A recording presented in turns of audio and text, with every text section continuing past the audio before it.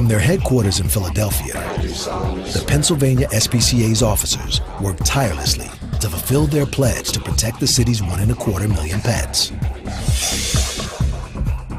Joining them in their statewide fight against animal cruelty, 10 new agents have been sworn in, making this one of the largest humane law enforcement teams in the United States.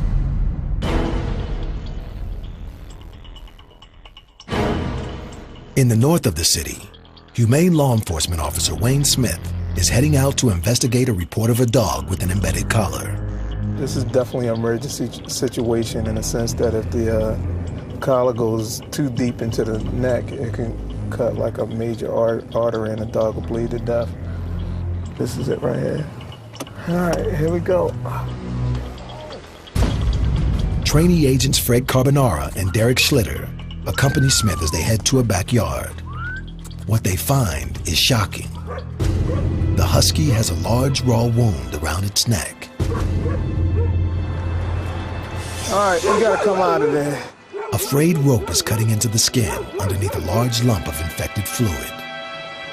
From right here where I stand, the dog is pretty much, it has an open wound on its neck, a very large open wound that's infected. No telling how long this dog got to live. You cannot get no higher point in neglect with an animal than allowing the collar to dig that deep in the neck.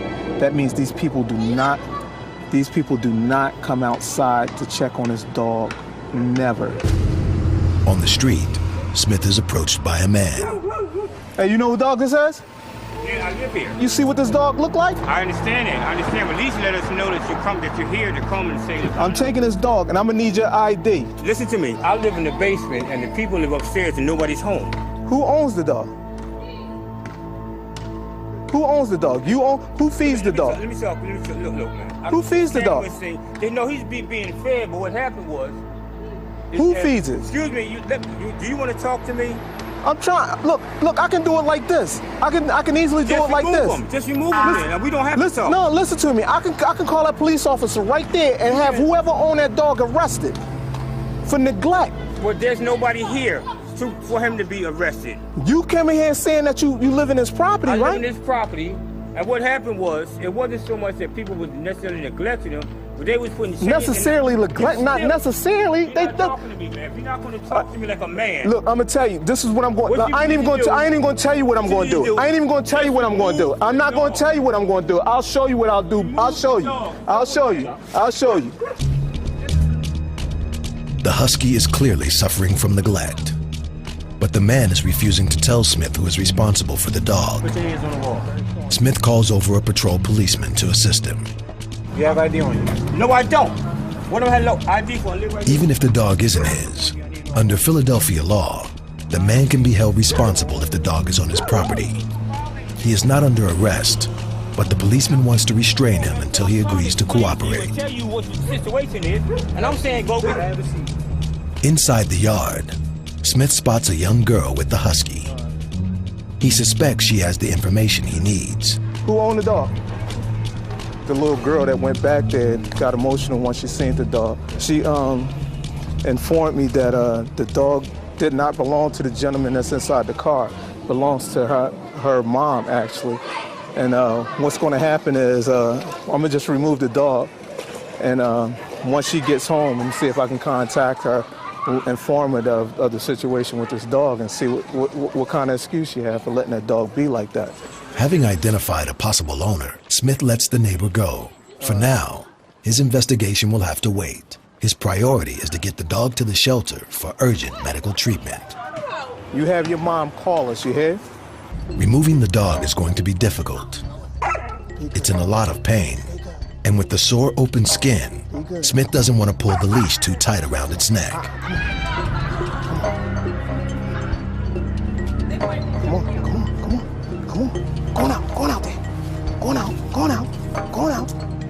The husky's wound is so shocking, Smith doesn't want to waste time. Instead of returning to base for an ambulance, he'll transport the dog to the shelter in the back of his van. The wound on his neck is terrible. It's clearly infected. It's all fluid underneath his chin there from the infection. All right, I need another leash. Carbonara helps Smith get a second leash around the husky's body so they can maneuver him without touching his neck. Smith works quickly to minimize any distress. There you go, good dog. I had an open gash in my neck. I'd be acting the same way, so. A little mean because of the neck, so it's not like a real aggressive dog. It's just a wounded animal. He should be coming in any second now.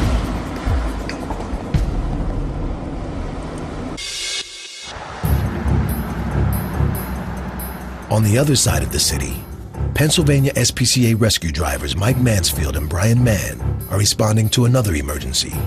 A puppy has fallen down a heating vent inside a home in southwest Philadelphia. We got a call just a few minutes ago of a puppy that was stuck behind a wall, and he's dropped down about 6 foot. Talking to the lady, she was pretty upset and keeps calling me saying, when you coming, when you coming? I told her, we're on the way, we're on the way. You're right around here, right? The puppy is only 3 weeks old. Now, right there. From inside the vent, Mike can hear him crying for help. It looks like it's right at the bend before he hits the basement there. I'm gonna just go down the cellar and see if I can see it. The puppy is out of reach.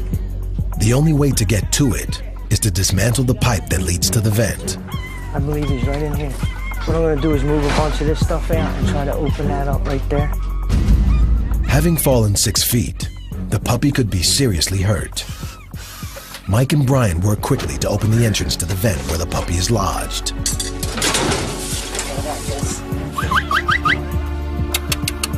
Oh yeah, this is backed up.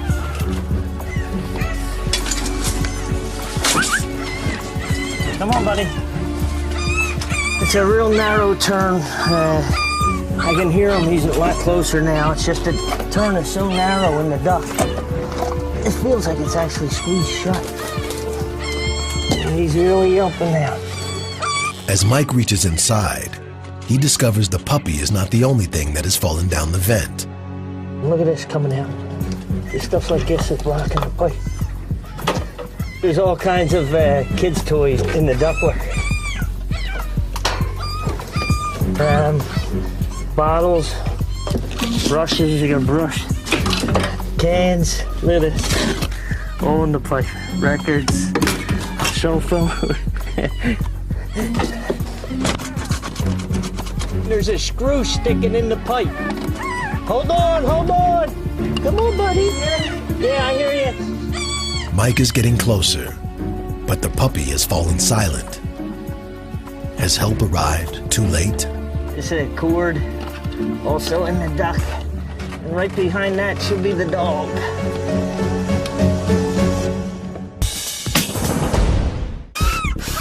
In southwest Philadelphia, there's an emergency. Rescue worker Mike Mansfield is trying to free a puppy that's fallen inside a heating vent. For 20 minutes, they've been trying to reach him, but the little puppy has fallen silent. Yeah, I feel him. He's coming down with all the goodies. There's a nail sticking out here. Yeah, I got him. Hold on. I'm just trying to keep him away from this screw that's jabbing in, or he's going to get cut up. He's got a cord around him. He's got everything. All this is coming down through the duct. It's like he's giving birth. Look at him. There's a nail, a big screw coming right here. I'm just trying to keep him from getting his little skin chewed up on it. Come on, pal. Hey, what's up? You're a star. Look at you. You're a star. Yeah, we got him.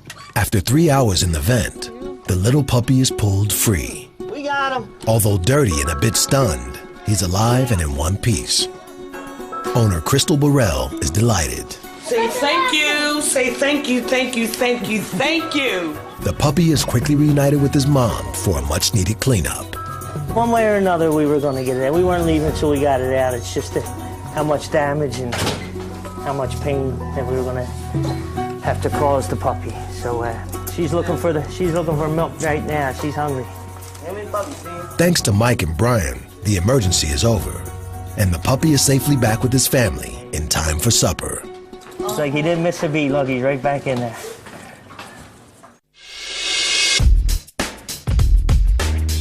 It's turning out to be a busy day for the Pennsylvania SPCA Humane Law Enforcement Team. Just a few miles away, Officer Leonard Knox is on the road. We're heading to South Philly for a call of 2 dogs that are left in the yard. We have a heat wave today. It's rather hot in the 90s, and we're expecting a bad storm from the tailwind of a hurricane. So that's not going to be good.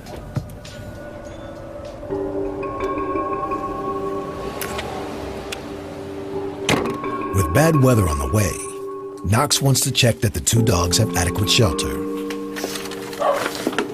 Okay, this should be it. Knox can hear the dogs, but from the alley, it's hard to see the condition they're in. Hey, so it's supposed to be abandoned. Looks like someone lives here. I can see. We're going around the front. Plenty of mail in the door. The house seems to have been abandoned.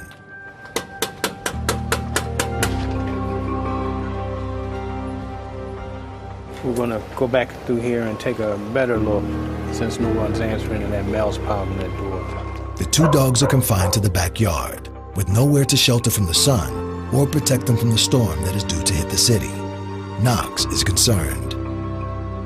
The terrier, it's hard to tell because of his hair, but the small pit bull here, he's underweight.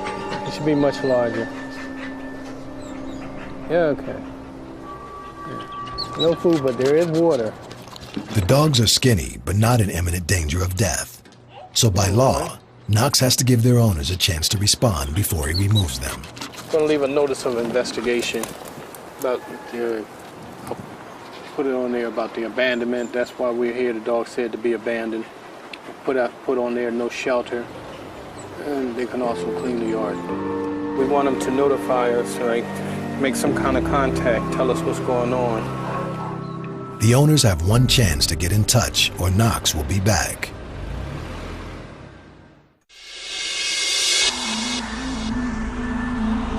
At the Pennsylvania SPCA, Officer Wayne Smith has brought the injured husky to Dr. Rachel Lee for help. He has to be sedated so Lee can start to treat the large wound caused by a makeshift collar that's become embedded in his neck. This is unfortunately a string, so it's basically like it's just sawing its way right through. This has been going on for quite a while. That's it. It looks like it was attached to his collar. You can see how tiny his collar was. This is a puppy collar. There's no way you'd put a collar this size on a dog this size. And my guess is that when the collar got too small, they just put the rope around his neck. But he probably wasn't full grown at that point yet either. Veterinary technician Angela Messer shaves the area around the wound as Smith takes photographs that may be used as evidence. It's a clear case of animal cruelty, and the dog is lucky to be alive. But he's still not out of the woods. The infection could cause fatal blood poisoning. Septicemia is the biggest imminent problem. This is a really infected wound. It's very deep. This is an interesting case because he actually has exposed tendon on the front of his neck. Probably only would have been a week or 2 before he would have run into some serious problems though. You know, rope is unfortunately really, really narrow of all the types of collars you can put on, so it just saws away through the neck. This was close to all the way through. It's heartbreaking, and to make matters worse, the dog's injuries were easily avoidable. Unfortunately, I see a lot of these, and it's really not rocket science. Like, when you get a puppy, when it grows, its neck gets bigger. That would be like, you know, when you're a child, your parents buy you a pair of shoes, and those are the only shoes you get your whole life. Too bad when your feet grow bigger than that, you still have to wear them. This was probably going on for weeks. Even if you had put this rope on as tight as humanly possible, it's not possible for this to have happened overnight. Hopefully he'll be a lot happier now that it's off. It's not irritating his wound anymore. The string is not rubbing in the open wound anymore, and hopefully this will start to heal. And as soon as we get the infection under control, we will go ahead and try to close this. Give me your buddy. We'll go ahead and start him on antibiotics, and every day, and then we'll go ahead and tomorrow, unfortunately, he will probably have to be sedated for his bandage changes every day, at least for the first couple of days until this starts to heal, or he decides that he likes it.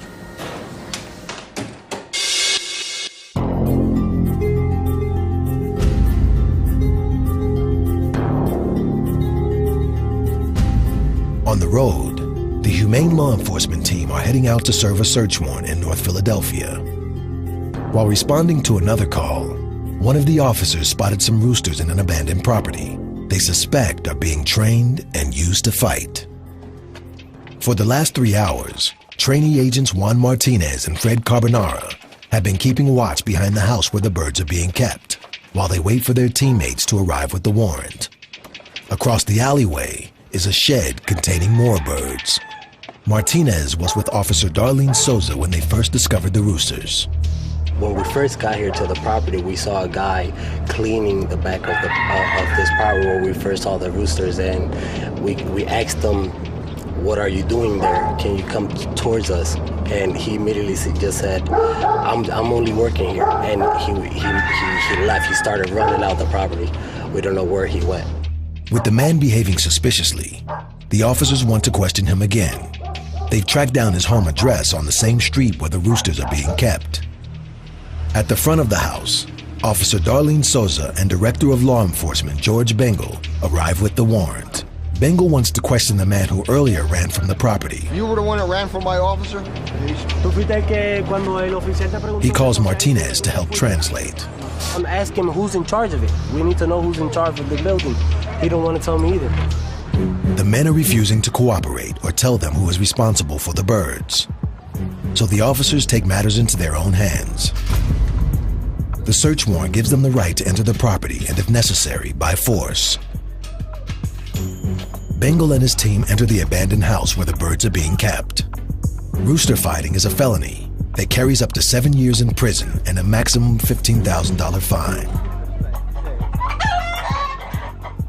It soon becomes clear the agents have uncovered a fighting operation.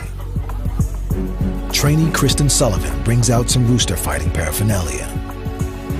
This stuff was in the back room where the roosters were being held. What we have here is like sparring mitts, syringes, scale for the cockfighting, and different medications that were inside the house. I have 3 roosters, one of which is dressed for fighting. This guy with the bald chest and belly.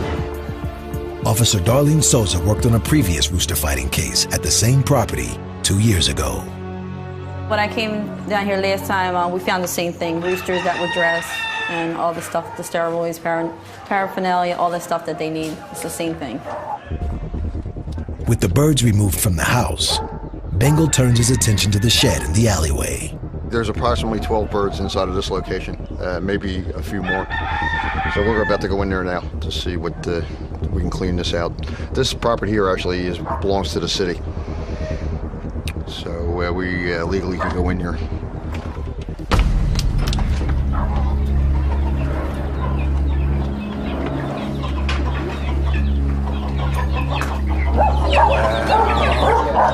Wow. Basically, this is a holding area that's in here. It's really a mess, which is really filthy. No food, not much water. A lot of these birds look very thin. Each year in Philadelphia, the Pennsylvania SPCA handles over 90 rooster fighting cases. There are so many of these bird fighting locations in the city. It's incredible, absolutely incredible. It's just one of many. Any of them dressed or anything? I heard a rooster coming from in here. Yeah, that one right there. Fighting roosters are extremely aggressive, so they have to be kept in separate cages. On the streets, a prize fighter can be worth well over $1,000, and they're extensively trained and prepped. His breast feathers are moved, his comb and his wattle is removed. Still got his spurs on, but they shaved down a little bit, so they just coming back. But yeah, this is an example of a fighting bird. And they'll fight to the death. They actually remove the feathers so you can actually see the hits. Unfortunately, fighting roosters, you can't put with no other birds unless you can have just this one bird somewhere. But that's very rare to have, so unfortunately I have to put them down. One hen, black and red. But for the hens and chicks, there's hope. Once the team has documented and photographed each bird for evidence, they'll be taken back to the shelter to be rehomed. All right, how many baby chicks we got over there? 1, 2, 3, 4, 5, 6, 7, 8. After 5 hours, the last of the birds is loaded onto the ambulance. 23 birds. hens, roosters, and baby chicks, 23. From the shed in the abandoned house, the officers have removed a total of 23 birds, as well as paraphernalia. But despite the evidence, they still don't have a suspect. Under Pennsylvania law, being in possession of cockfighting paraphernalia is legal. The officers have to prove someone owns and has been fighting the birds. Accompanied by Philadelphia police, they return to question the men they spoke with earlier, hoping to get a lead. They're trying to find out who owns the birds. So what's going to happen is George's trying to narrow down who's the actual owner of the property. But inside, the officers' investigation has hit a dead end. The men still aren't cooperating. We question them, they don't have no idea, they don't know, which I'm pretty sure they do, but they're not telling us, and we don't have no proof of anything. It's not the nicest of neighborhoods. They go flapping their mouth about who owns those birds and get someone locked up. Then they already really don't have a place to live now. It's possible they could lose their life in telling certain things. This is just the kind of property that you got to keep your eye on, you know. You just got to keep swinging by every once in a while, see if anything's going on in there.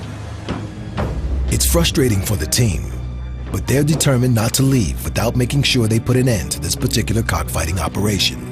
Before they head back to the shelter, they pay one more visit to the abandoned house. Inside the basement is a makeshift ring used to host the brutal rooster fights. Watch out now!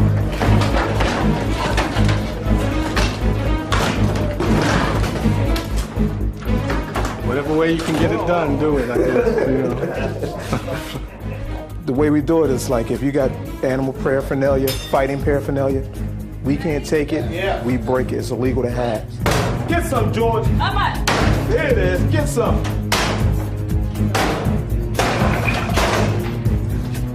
right, that's good. I don't think they're going to use it anymore. At least we did get some birds out of there, and we did break up a ring, so they ain't going to do anything tonight in that property.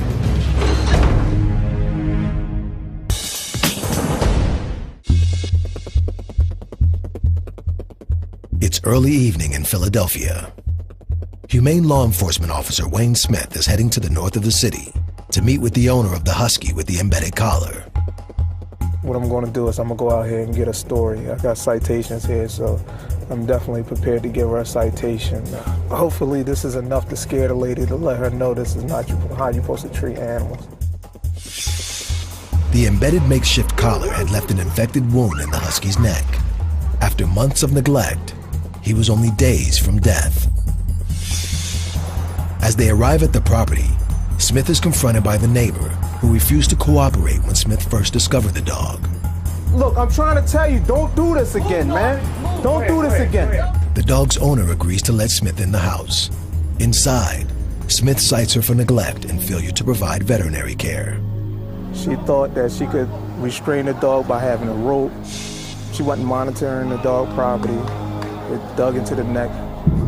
But I'm not quite sure if she was more upset that she was being cited for this or that the dog was actually in the condition that it was in. But when I clearly showed the family members, they was all disgusted and they was all upset. So I mean, did I do the right thing by not locking her up? I think I did. I think she got enough right here.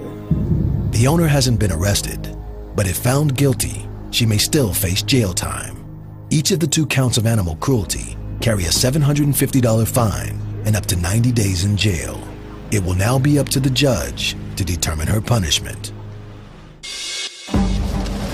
Classic Rock 102.9 MGK, the John DeBella Show, raining cats and dogs today. Be prepared for it, folks. It's a new day, and as fall approaches, the weather has taken a turn for the worse. A heavy rainstorm has just passed through the city. Humane law enforcement officer Leonard Knox is concerned about 2 pets that seem to have been abandoned without shelter. We're going to South Philly to a house where 2 dogs were in the yard, and the owner hasn't been seen. And the dogs been out there for about 3 days, and we're getting heavy rain, so we have a search warrant to remove them. Knox is being met at the scene by 2 new trainees. It's their first time assisting an officer in a case. It's good because you know you're going to have more help, but you also hope that they just turn out to be real good people on the job. Everybody can't do this, because if you have like more of a bleeding heart, it'll work on you, some of the things that you'll see. Knox has left notices at the house on a previous visit, but so far, the owners haven't responded. And despite the heavy rain, the dogs are still outside, confined to a backyard that's covered in feces. Trainee Annette Hoffman is worried about their physical condition. This dog looks thinner than it should be. He's not starving yet, but you can definitely feel the bones. He feels very damp, and he needs a nice warm home to warm up here. There's a few containers that looks like they're full of rainwater. I don't see any food at all. The dogs appear friendly and desperate for attention. Knox is upset to see the pitiful conditions they've been left in. That's unacceptable to leave dogs in that kind of condition because there's no shelter, the yard's flooding, and the waste out there, along with the flooding of the water, is like a sewage out there now. And just to abandon animals with the weather that we've been having, it's not good at all. Philadelphia police officer Samuel Allen arrives to assist Knox as he serves the warrant. Pennsylvania SPCA, we have a search warrant. Can you come to your door, please? No one is home, but the warrant gives Knox permission to remove the two dogs. Yeah. Okay, I'm coming down there with you. You good?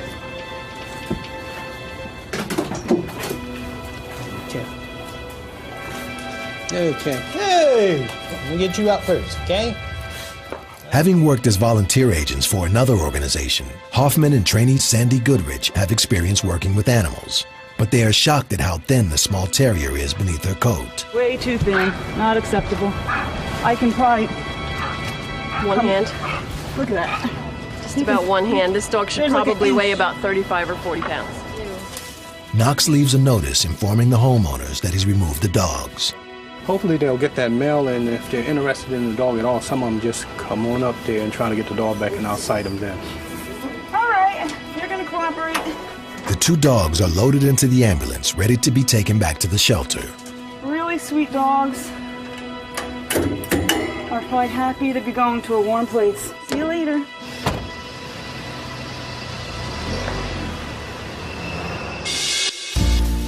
Back at the Pennsylvania SPCA, it's 5 days since officers rescued the husky with a severely injured neck. Good boy, Smuckers. Good boy. The shelter staff has named him Smuckers.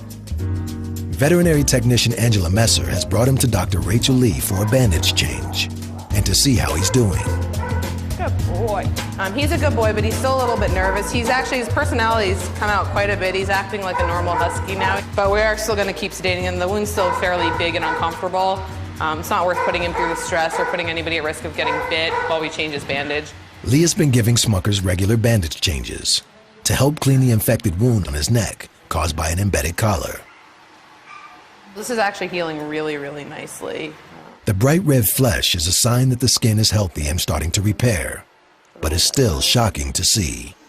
It breaks your heart because it's such a simple solution, just to remove the collar or whatever is embedding into the neck. And it's a shame because it's a young dog. He's too young to have had to go through what he's going through now to get himself healed so that, he can go on and live a normal life. This is ridiculous. He was near death. When the wound is completely clear of infection, Lee will be able to operate to sew up the sides of the large gash. Until then, Smuckers will need regular bandage changes. Right now we change it every day. Probably 3 to 4 days before we go ahead and close this wound. It may take months for Smuckers to fully recover. Until then, Lee and Messer will do their best to give him the care and attention he's gone without for so long. Smuckers, you're a good boy. At the Pennsylvania SPCA, the two dogs rescued from a backyard have been brought to the shelter by trainee agents Sandy Goodrich and Annette Hoffman. Left for over 3 days without food or shelter, the dogs were underweight and soaked to the skin. Humane law enforcement officers have been trying to contact their owners, but the house and the dogs seem to have been abandoned. In the shelter's medical center, The black and white pit bull is being examined by Dr. Rachel Lee and veterinary technician Salvador Espiel. She weighs 25.7 pounds approximately, and she should probably weigh close to 30 pounds easily. That would be normal for a little female pit bull. She's probably a year or two old. Her coat quality is kind of poor. That, again, is probably diet and exposure to the elements. We'll go ahead and deworm her, and then probably all it's going to take is food to put weight back on her. In a couple of weeks, this could have been a very different case. So whoever made the call, way to go, because they probably saved this dog. Next to be evaluated is the small terrier. Like her playmate, she has a friendly nature, despite her unhappy start in life. That dog just looks like Chewbacca. So that's what her name will be. Her name will be Chewbacca. We'll call her Chewie. She has a big underbite, and she has and she's adorable. And she's got like a little fro going on. It's fantastic. She's got the best face ever. So this one's Wookiee because they go together. But Lee is concerned about Chewie's physical condition. Oh, wow. Okay, so you weigh 15 pounds? 17 pounds, we'll call you. That is really light. A dog, I'm surprised. I expected her to be closer to 22 pounds. This isn't probably the skinniest I've ever seen. This is going to be in the top 5, though. I mean, this dog is skinny. I think if we shaved her, you'd be able to see every bony protuberance on her body. You'd be able to, we could have an anatomy lesson, even though she's got skin. So, I mean, this dog is really skinny. She's still up and about and walking around, which bodes well for her, so. That's it. Chewie and Wookiee will be placed on a special diet to help them gain weight. And hopefully, with time and care, they'll be ready to be adopted. At the other side of the shelter, 9 hens and 5 chicks seized 2 days ago from a property in southwest Philly are being loaded up to be sent to a shelter in northern Pennsylvania. Shelter manager Wendy Evans is coordinating the move. The other shelter that we're going to be sending them to is our Danville shelter. They move a lot of chickens and roosters because they're in a rural community, and it's about 2.5, 3 hours away. Once they get there, they're released into pens, and they can roam around and start digging in dirt and running around freely like they should have been doing all along, instead of being caged up in small pens and small cages, just kept for breeding for fighting roosters. For this one right here? 4 of the birds died, and sadly, for the 5 fighting roosters, it's also the end of the road. Because they are trained to fight, they cannot be released with any other birds or animals. They would attack and fight. So they will have to be euthanized humanely. It's still better for them than being caged in a small cage for the rest of their life.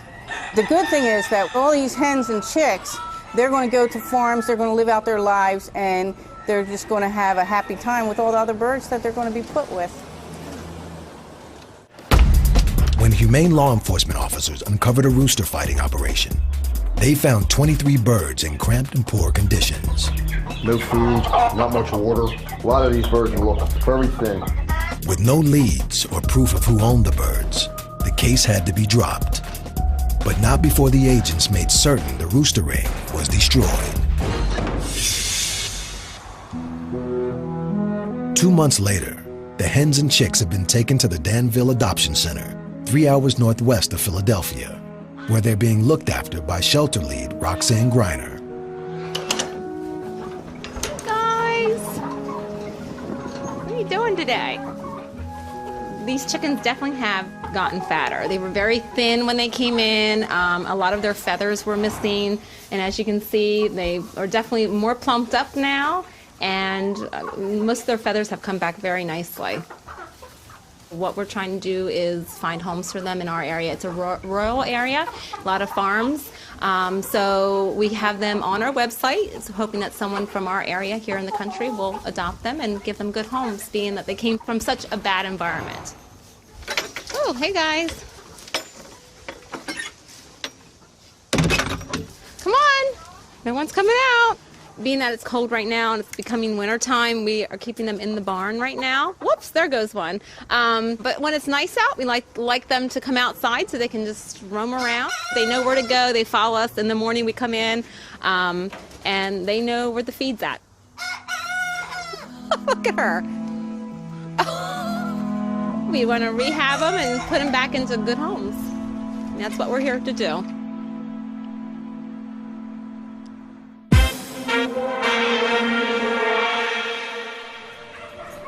Good boy. Back at the Pennsylvania SPCA, it's an important day for the rescued husky named Smuckers. Veterinary technician Angela Messer has brought him to Dr. Lee to have surgery on the large wound on his neck, left by an embedded collar. It's a big day today. It's taken 4 weeks for Smucker's neck to heal enough for them to be able to operate. Right now, we're gonna go ahead and close his wound today, and also castrate him at the same time. Big day, bud.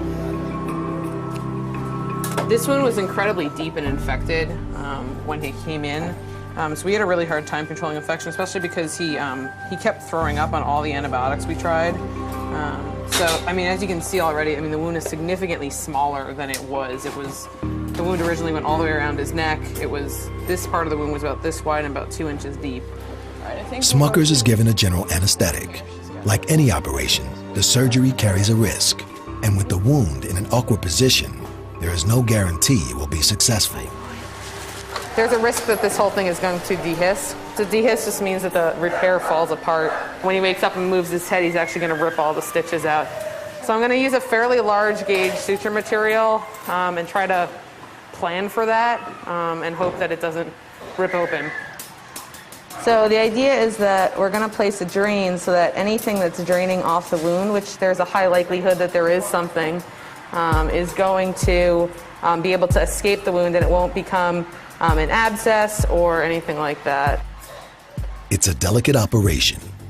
Lee begins to stitch together the 2 sides of the wound. You got to be careful in this area. Obviously, there's a lot of important structures that live in this part of the neck. Smuckers has been a long road.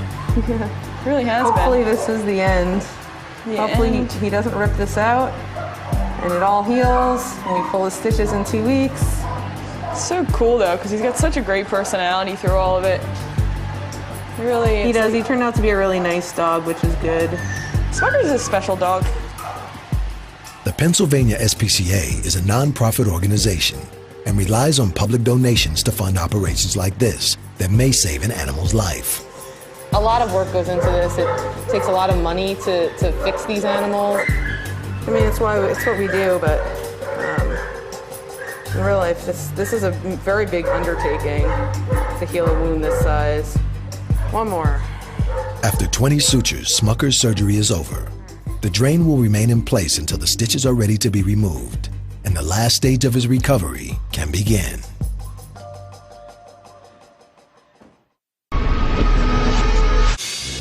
Eight weeks ago, agents rescued 2 dogs that had been left in a backyard without food or shelter. Officer Leonard Knox had been trying to track down their owners, but his investigations have confirmed that the dogs have been abandoned and the owners have disappeared. But Knox will continue to keep an eye on the property. If they show up within 2 years, we still can cite them for abandonment. And sometimes people do show up. Under state law, the dogs have been awarded to the Pennsylvania SPCA. And today, they're being evaluated by Dr. Rachel Lee. Wookie, the black and white pit bull, is making great progress and is in high spirits. But Lee is anxious to check on Chewy, the little terrier who was the most severely underweight. Holy smokus. 33 pounds. I think she weighed 17 pounds when she got here. You could feel all of her ribs, all of her vertebrae, and now she's a really solid dog. She could probably still put on 2 or 3 pounds, but other than that, she's 33 pounds now. I think she's gained 16 pounds since she got here, and that's pretty much just food, which is nice for her that that's all it took. I mean, it's kind of sad that, you know, despite it all, like, all she needed from her owner was food. 3 weeks later, Chewy was adopted and is now settled into her forever home with her new family.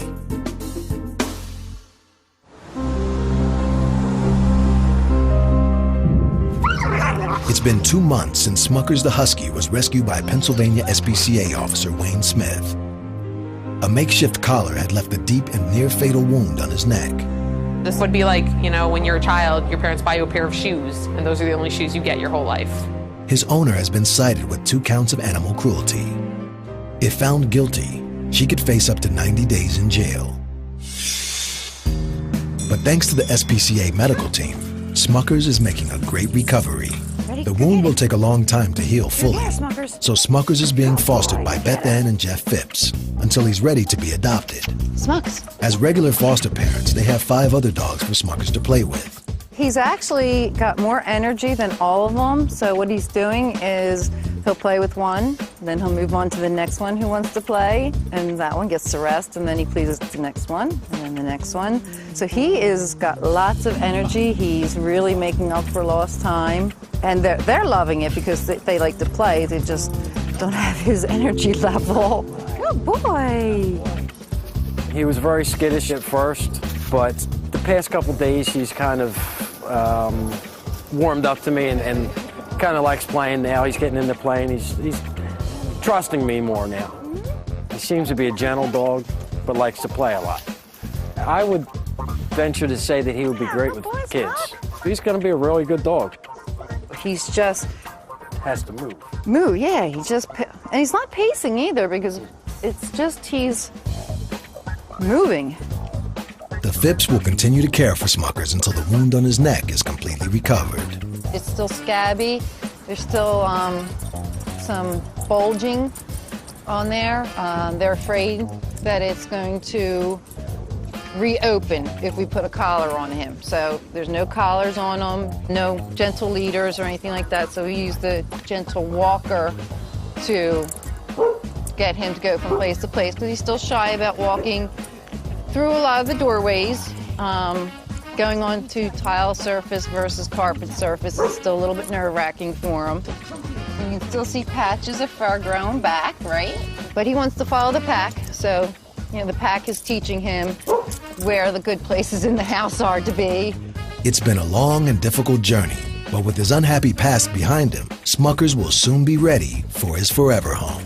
He's playful, he's happy, he's not destructive. So yes, I think he's going to be a very happy dog with somebody. There you go, good boy.